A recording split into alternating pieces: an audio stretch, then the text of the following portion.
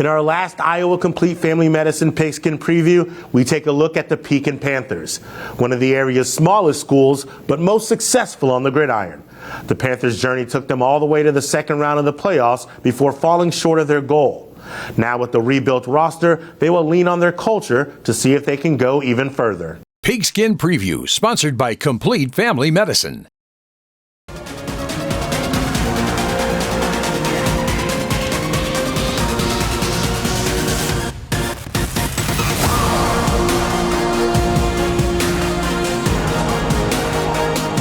In 2024, the Pekin Panthers were one of the most dominant teams in Single A, winning 6 out of 7 games in the regular season, all by 48 points or more. It was the regular season they were hoping for, and it had been in the making for quite some time.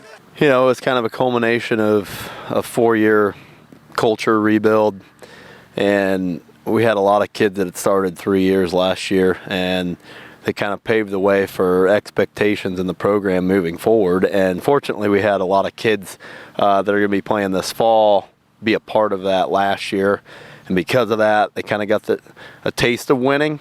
One of those players was the one feeding them the wins. Senior quarterback Will Adam was the engine to their offense, accounting for 30 total touchdowns through the air and on the ground.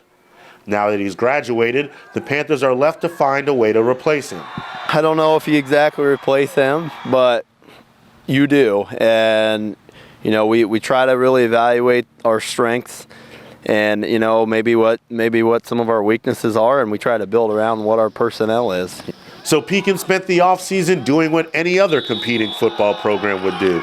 We still have an ongoing tough quarterback race, and the 2 to 3 guys that we've been working there all present high qualities, but then there's also some things that one of them's a little bit better than the other 2 at, and you could say those for all 3. So we obviously are getting to a point where we're going to have to make a decision real fast here.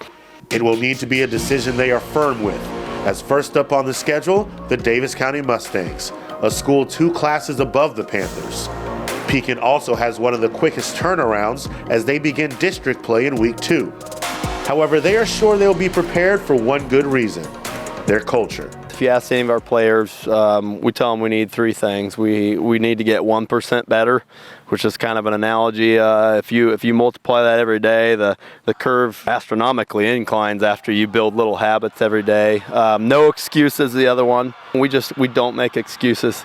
We pride ourselves on that. And then the third one's just bring energy every day, whether it's mental energy or physical energy. We try to demand both styles of energy on a daily basis. So we have high energy and we're getting better, and we're just not making excuses about anything we do. I think those 3 things factor into just a high expectation culture. All of that still has to translate onto the field. It will be on full display in the first season in a long time with the rebuilt roster. But if culture does win out and the Panthers reach their potential, just how far could they go? Hopefully playoff competitors, and I would never put a number on it. Our schedule is extremely challenging. People that know football would say the same. And I think something we haven't done here since I've been here was a district championship. So I mean that's one of those goals, I should say. You know, so if we're able to find success in our non-district and in our district, you know, maybe we could find ourselves with a successful record at the end of the year. Will we see the same dominant Panthers on the gridiron this season? Who knows? But we get our first glimpse this Friday night against Davis County. Reporting in Packwood, I'm AJ Johnson.